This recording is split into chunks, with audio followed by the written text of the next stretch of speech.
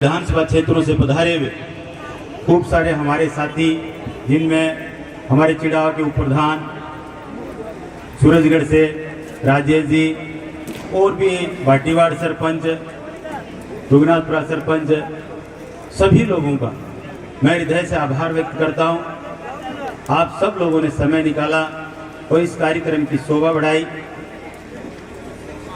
खीतड़ी की इस पावन धरा के ऊपर जब जब हमने जो भी कोई कार्यक्रम किया उसे सभी लोगों ने बढ़ चढ़ के भाग लिया और उस कार्यक्रम को सफल बनाया। और आज के इस कार्यक्रम के अंदर भी रामकृष्ण मिशन से स्वामी विवेकानंद जी के मूर्ति के श्री चरणों में पुष्प अर्पित करके इस प्रोग्राम की शुरुआत हुई। पोलो ग्राउंड और साथ में पूरे खीतड़ी कस्बे के अंदर सभी भाइयों का प्यार और दुलार पाते हुए हम लोग बाबा साहब के श्री चरणों में पुष्प अर्पित करें, श्याम बाबा का आशीर्वाद लेके, महाराजा अजीत सिंह जी का आशीर्वाद लेके इस प्रोग्राम स्थल पे आए। एक जन सैलाब, बड़ी संख्या में लोग। मेरा कहना ये है कि हर वक्त इसी तरह से हर समय आप अपना आशीर्वाद अपने इस छोटे भाई पे, मेरे पिता तुल्य बुजुर्ग अपने बेटे पे, माताएं, बहनें, नौजवान साथियों, इसी प्रकार से अपना सहयोग और आशीर्वाद बनाए रखना। मेरे लिए खीतड़ी की सेवा ही मेरे जन्मदिन का सबसे बड़ा गिफ्ट है और ये जन सेवा, जन जन की सेवा आपके सहयोग से मैं निरंतर करता रहूं। इस कार्य को करने के लिए मेरे जितने भी सहयोगी भाई हैं जो सर्व समाज के अंदर आते हैं, उन्होंने जब जब हमें जिस तरह की भी जरूरत पड़ी, चाहे वो अन्याय के खिलाफ लड़ाई हो या हमारे क्षेत्र के विकास से जुड़े हुए मुद्दे हों या क्षेत्र के अंदर प्रशासनिक अव्यवस्था से जुड़े हुए मुद्दे हों, आप सब लोगों ने बहुत बढ़ चढ़ के मेरा साथ दिया, हमेशा मेरे हाथों को मजबूत किया। और यही सबसे बड़ी बात है कि साथी हों तो आप जैसे लोग हों, सहयोगी हों तो आप जैसे लोग हों। और मैं आपको निश्चित कहना चाहता हूं कि एक दिन आप ही के कंधों पे बैठ के राजस्थान की विधानसभा में अवश्य जाएंगे।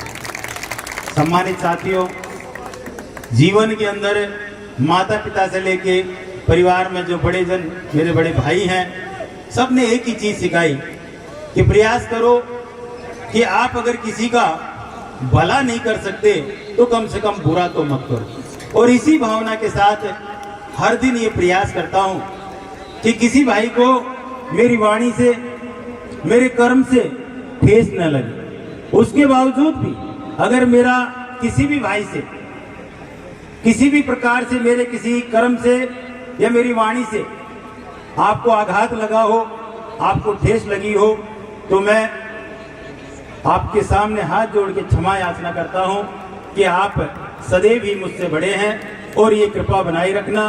क्योंकि हमारा जो मिशन है वो खीतड़ी के विकास का मिशन है और ये मेरा अकेले का प्रयास नहीं है, ये खीतड़ी का संयुक्त प्रयास है।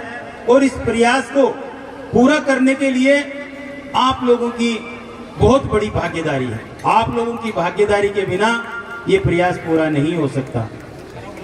मैं यही कहना चाहूंगा कि आज जो भी किसी भी प्रकार का सामाजिक कार्य, चाहे वो शिक्षा से जुड़ा हुआ हो, चाहे वो सामाजिक सरोकार से जुड़ा हुआ हो, ये सारे के सारे जो प्रयास हैं, जो काम हैं, वो सब आप ही के सहयोग से मैं कर रहा हूं।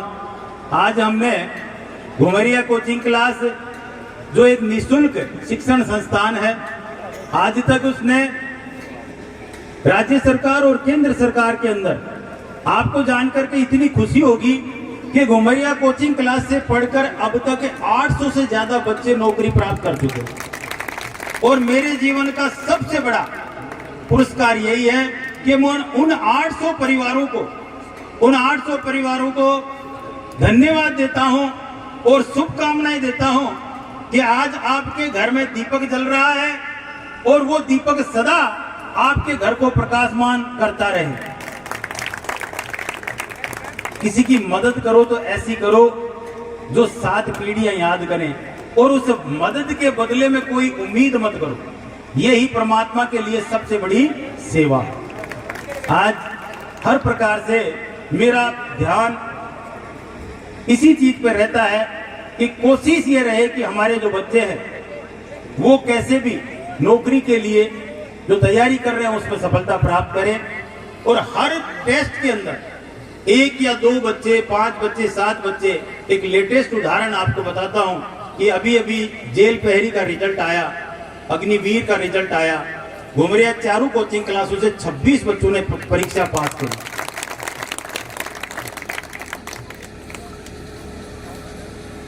आप लोगों के बीच में कहना चाहता हूं कि जीवन में अगर किसी को आप कुछ देना चाहते हैं तो उसे शिक्षा दे दो। जीवन में अगर आप किसी का भला करना चाहते हैं तो उसे शिक्षा में सहयोग कर दो। वो व्यक्ति सदैव अपने परिवार के साथ साथ अपने रिश्तेदारों के साथ साथ और उसे एक आदर्श समाज का निर्माण करेगा, एक ऐसे गांव का, ढाणी का, कस्बे का और शहर का निर्माण करेगा। और आप जो इस प्रकार की सेवा करते हो उसे अपने हृदय में सजा के रखेगा। ये मेरा वादा है आप लोगों से। ऐसा कर्म करने से कभी पीछे नहीं हटना चाहिए। और इसी भावना के साथ कि जो चीज आज हम जिस मुकाम पे हैं, मैं मेरे कलाकार भाई से कहना चाहता हूं कि जहां आज आप मुझे देख रहे हैं, मेरे परिवार को देख रहे हैं। ये जो कोई देन है ये माँ शारदा, माँ सरस्वती की उसी देन है और हमारे महापुरुषों की देन है। ये आज हमारी दूसरी पीढ़ी है। इससे पहले वाली पीढ़ी जो मेरे पिता आज की तारीख में वो 100 साल के हो गए हैं और हमारे सर पे उनका सबसे बड़ा आशीर्वाद है। उन्होंने अपने पूरे जीवन के दौरान जवानी से 40 से 50 साल पत्थर तोड़ के हम लोगों को पढ़ाया और इतनी कठिन मेहनत करी। और एक चीज आप आज जो आप मेरे को देख रहे हैं, ये वही शिक्षा ही है जो इतना बड़ा हथियार है, जो आप एक मजदूर के बेटों को इतनी ऊपर तक देख सकते हैं कि एक परिवार में 3-3 IAS, IPS, हर प्रकार की सुविधाएं, और जो आज आम समाज की, छत्तीस बिरादरी की और सर्व समाज की दिल खोल के सेवा कर रहे हैं। ये आज के दिन मैं उन दोनों मेरे माँ और पिता को याद करके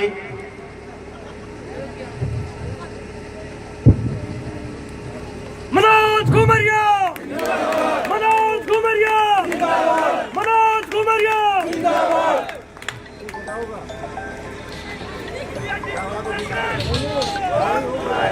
मनोज घुमरिया तुम संघर्ष करो, हम तुम्हारे साथ हैं। मनोज घुमरिया तुम संघर्ष करो, हम तुम्हारे साथ हैं। जीवन में ऐसे माता पिता सबको दे, और सबसे बड़ी बात यही है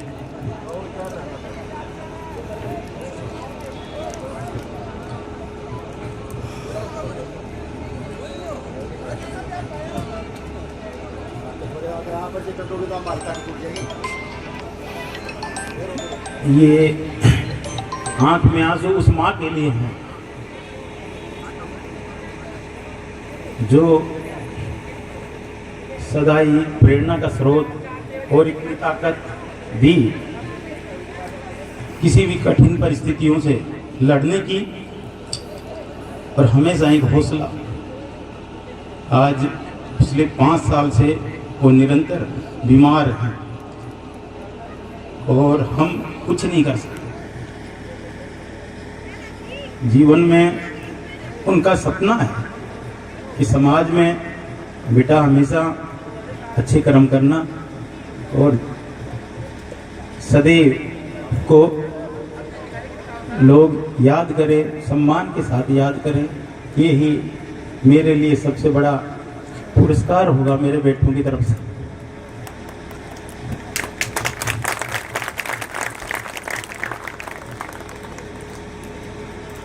सबसे ज़्यादा दुख की बात यह है कि वो अपने बेटे को भी नहीं पहचानती,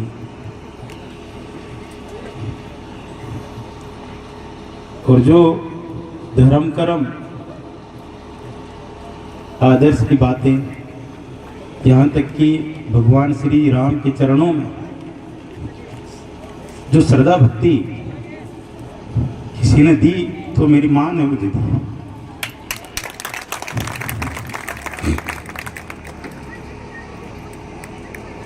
आज अचानक से उनका ध्यान जो कभी हृदय से वो हटती नहीं है, लेकिन परमात्मा से प्रार्थना करता हूँ कि इतनी कठोर परीक्षा किसी की नहीं ले। चाहे आप कितने भी सक्षम हों, लेकिन जब आदमी बीमार होकर बिस्तर पे आ जाता है तो उसका एक एक पल बड़ा मुश्किल होता है। कितने हम डॉक्टर लगा दें, कितनी सुविधाएं कर दें, जीवन भी जब तक अच्छा लगता है तब इंसान अपने पैरों पे चलता रहता है। जो भी है उनकी याद और आशीर्वाद सदैव मेरे साथ साथ ही आप सब लोगों पे भी रहेगा, क्योंकि उनका हृदय ही ऐसा है। और मैं ये कहना चाहता हूँ कि सदैव माँ बाप का सम्मान कभी कम मत होने दो। हमारे सबसे बड़े देवी और देवता माँ बाप ही हैं। वही आपको उंगली पकड़ के चलना सिखाते हैं और वही जीवन में अच्छे और बुरे का भेद सिखाते हैं। प्रयास करें कि बुढ़ापे में माँ बाप जो उम्मीद करते हैं कि एक दिन जब हम असहाय होंगे तो हमारा बेटा या बेटी हमारा सबसे बड़ा सहारा बने, यही उम्मीद उन बूढ़े माँ बाप का एक सपना, एक ताकत होती है, जिसे जितने भी भाई हैं मैं इनसे कहना चाहता हूँ कि हर परिस्थिति में चाहे बेटा बेटी खुद परेशान हो ले, लेकिन माँ बाप को कभी दुख नहीं देना चाहिए। साथ में सम्मानित साथियों, सामाजिक सरोकार के अंदर हम लोग निरंतर चुनाव से पहले और चुनाव के बाद मैंने कई बार आपके बीच में चर्चा करी है कि ये जो चीज़ें हैं ये इंसान की अंतरात्मा से होती हैं। चाहे वो गौ सेवा हो, चाहे वो गरीब कन्या का विवाह हो, या बच्चों को शिक्षा का कार्य हो, या साथ ही साथ चिकित्सा के क्षेत्र में ऐसे लोग जो बेचारे अपना इलाज नहीं करा पाते उनका इलाज कराना हो, या पेयजल व्यवस्था जो आप स्वयं देखते हैं कि खेतड़ी में चुनाव तक मैंने करीबन 100 बोरिंगों का निर्माण इसलिए करवाया कि मुझे खुद को देख के बड़ा बुरा लगता था कि आज हम बात करते हैं चंद्रमा की, हम बात करते हैं विज्ञान के युग की, और सच में पूरा संसार बहुत तेजी से आगे बढ़ गया, लेकिन फिर भी क्या कारण है कि हमारा खेतड़ी जो कस्बा और 44 पंचायतें आज भी पेयजल संकट से जूझ रही हैं। और इसके लिए मैं आपको ये भी बताना चाहूँगा कि जो हमारी पूर्ववर्ती सरकार थी उस सरकार के अंदर खेतड़ी कस्बे के अंदर 2 दिन में पानी आ जाया करता था, और एक उम्मीद के साथ आज हमारे खेतड़ी वासियों ने विधायक चुना। लेकिन उसके बाद से आप ये पाएंगे कि सुधार होना तो दूर की बात है, आज खेतड़ी कस्बे में 15-15 दिन में पानी आ रहा है। ये ऐसी चीज़ें हैं जो एक आम इंसान, देखिए लोकतंत्र के अंदर वोट तो किसी न किसी को तो देंगे, और सारे तो जीत नहीं सकते, जीतेगा तो एक व्यक्ति। लेकिन फिर भी मेरा इस मंच के माध्यम से मैं वर्तमान विधायक महोदय को ये कहना चाहता हूँ कि खेतड़ी कस्बा आज 15 दिन से पानी आने की वजह से बड़ा दुखी है, कि आप विशेष इस ओर गौर करें। साथ ही हमारे कई सारी ऐसी पंचायतें हैं जिनके लिए मैं जसरापुर पंचायत के अंदर 1-2 करोड़ रुपए की लागत से टंकी का निर्माण तो हो गया, लेकिन आज तक वो पेयजल व्यवस्था सुचारू रूप से चालू नहीं हुई और उस पैसे का, सरकार के पैसे का भी दुरुपयोग हो रहा है। जब तक कोई चीज किसी के काम नहीं आए तो उसका क्या लाभ। तो इसको राजनीति की भेंट न चढ़ने दें और शीघ्र अतिशीघ्र इस कार्य को करवाएं। चिकित्सा के क्षेत्र में हमारे हॉस्पिटल के लिए हमने हमेशा आवाज उठाई। उन्हें मैं आप खेतड़ी वासियों की तरफ से कहना चाहता हूं कि ट्रॉमा सेंटर का यह निर्माण हो और जो हॉस्पिटल हमारा जिसका निर्माणाधीन है, निर्माण कार्य चल रहा है, बहुत घटिया सामग्री के साथ उसका निर्माण हो रहा है। कई बार हम लोगों ने ज्ञापन के रूप में इसके लिए प्रशासन को, माननीय मुख्यमंत्री महोदय को अवगत कराया और आज पुनः कहता हूं कि इसकी निर्माण सामग्री की विशेष रूप से जांच हो और खेतड़ी वासियों को ठगने का प्रयास न करें। हर आदमी हर तरफ नजर रखता है। सम्मानित साथियों, शिक्षा ऐसी चीज है जो आप उसका परिणाम देख रहे हैं। अभी अभी हमने जो आज हमारे यहाँ खेतड़ी कोचिंग क्लास से पढ़ के 18 बच्चे जिनका सिलेक्शन हुआ है वो उपस्थित थे, उनका सम्मान किया। इसी के साथ मैं ये बात इसलिए कहना चाह रहा हूँ कि जो खेतड़ी के अंदर एक महिला महाविद्यालय बबई में खुला है, इसमें खेतड़ी के सरकारी महाविद्यालय में 68 पोस्ट स्वीकृत हैं जो खेतड़ी कस्बे के अंदर है और इस गवर्नमेंट कॉलेज के अधिकांश लेक्चरर की जो पोस्ट है वो खाली पड़ी है। जब तक बच्चों को पूरी फैसिलिटी, पूरी फैकल्टीज नहीं मिलेंगी, उनकी शिक्षा कैसे होगी। तो ये वर्तमान विधायक का काम है कि अपने कॉलेज के अंदर जाके सम्मान कराना अच्छी बात है, लेकिन कॉलेज की जो व्यवस्थाएं हैं वो आज इतनी लचर हैं, वहां रहने वाला स्टाफ इस ओर उनका ध्यान नहीं दिला रहा या खुद विधायक महोदय इस ओर ध्यान नहीं दे रहे। लेकिन आज इस मंच के माध्यम से मैं जरूर कहना चाहता हूं कि खेतड़ी कॉलेज के अंदर सभी प्रकार की फैकल्टीज के अंदर लेक्चरर्स की व्यवस्था कराई जाए। साथ में हमारे पूरे क्षेत्र में सरकारी स्कूल के कमरे इतने जर्जर हो चुके हैं। आपने झालावाड़ के अंदर एक ऐसी घटना देखी थी इस बार कि एक स्कूल का पूरा कमरा टूट के गिर गया और कितने बच्चों के जान चली गई। मैं ये पॉइंट विशेष रूप से आपके माध्यम से कहना चाहता हूं कि जितने भी जर्जर कमरे, उन कमरों को आप जल्दी से जल्दी रिपेयर करवाएं। इस प्रकार की कोई घटना की पुनरावृत्ति ना हो, इसका तुरंत ध्यान दिया जाए। क्योंकि खेतड़ी एक जिला झुंझुनू के अंदर ऐसा क्षेत्र है जिसमें जो सरकारी स्कूल के अंदर 750 कमरे जर्जर अवस्था में है।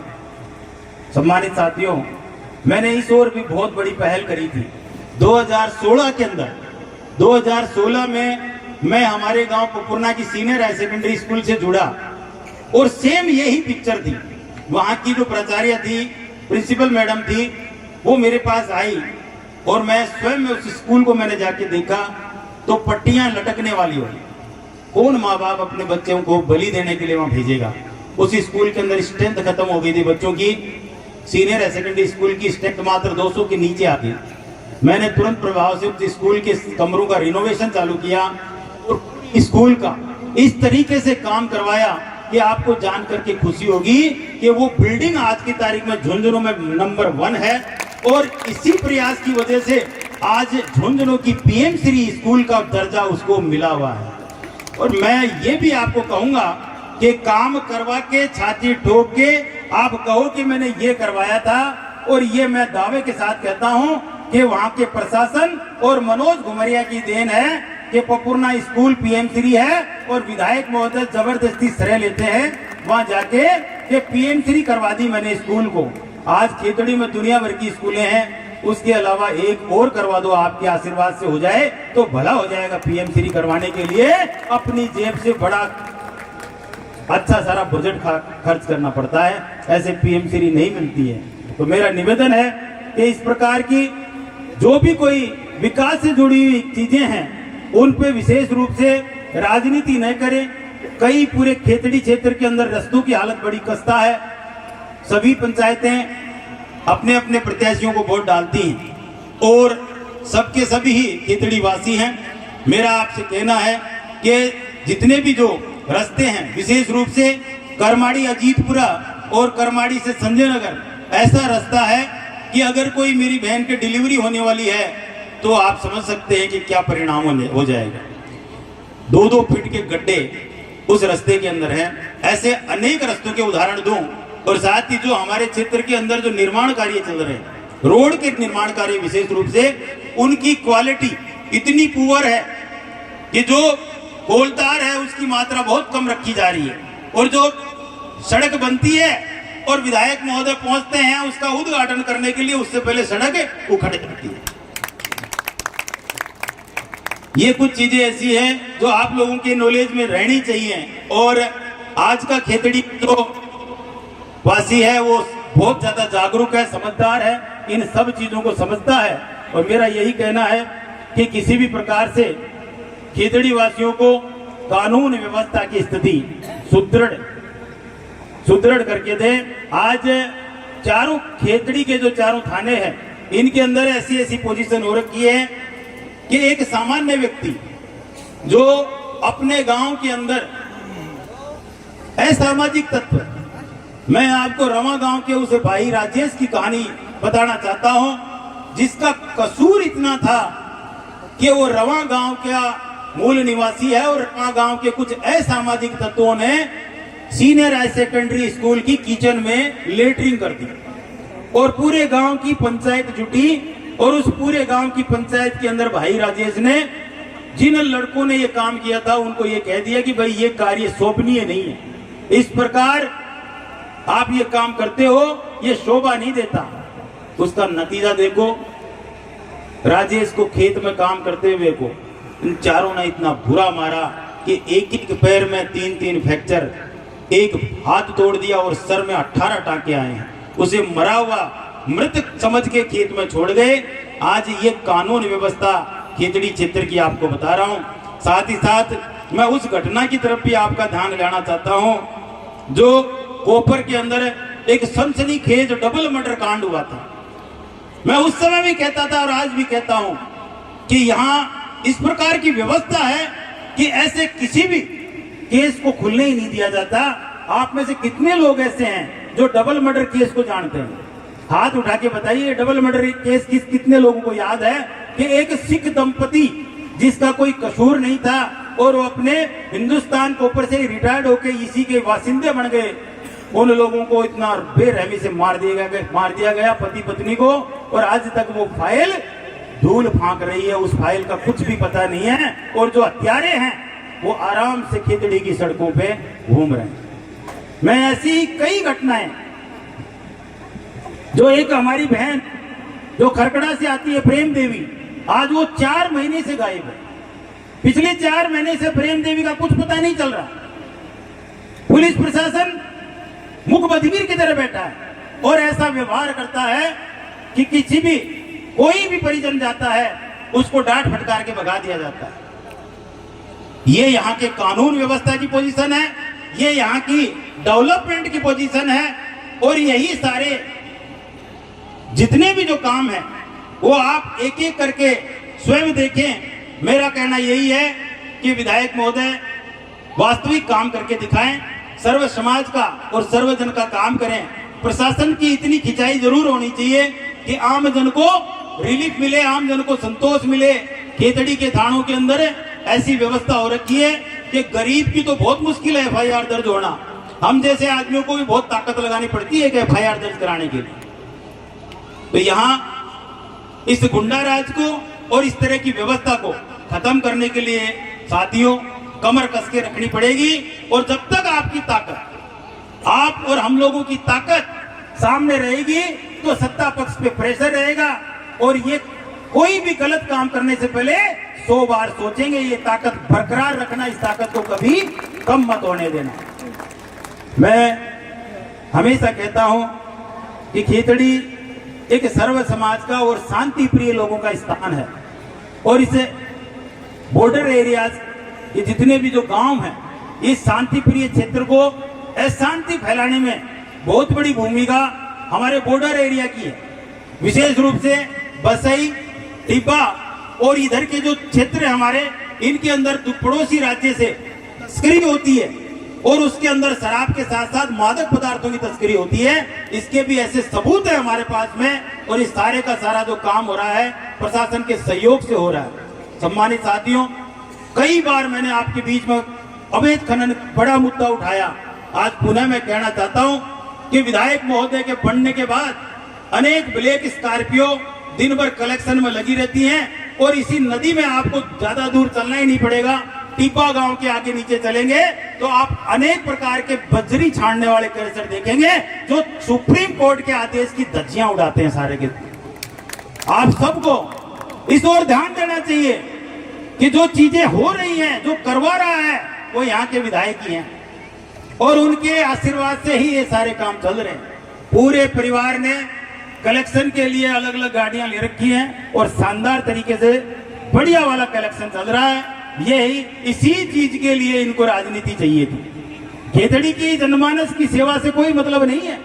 खेतड़ी का आम आदमी दुखी हो उससे कोई मतलब नहीं है। सम्मानित साथियों, ऐसे ऐसे अनेक खेतड़ी के मुद्दे हैं जिनके लिए बोलता रहूंगा तो 2 घंटे और कम पड़ेंगे, लेकिन मैं ये कहना चाहता हूं कि हमारा मेन कर्तव्य है कि हम कोई भी खेतड़ी के वासी की आवाज को दबने ना दें और सदैव उसकी आवाज में एक बुलंदी और एक ऐसी ताकत दिखनी चाहिए कि आज जो खेतड़ी वासी पहले सोया हुआ था वो आज जग गया है। और उसका सबसे बड़ा उदाहरण एक छोटे से कार्यक्रम के अंदर जो उमड़ा हुआ जन सैलाब आपने देखा, ये सबसे बड़ा उदाहरण।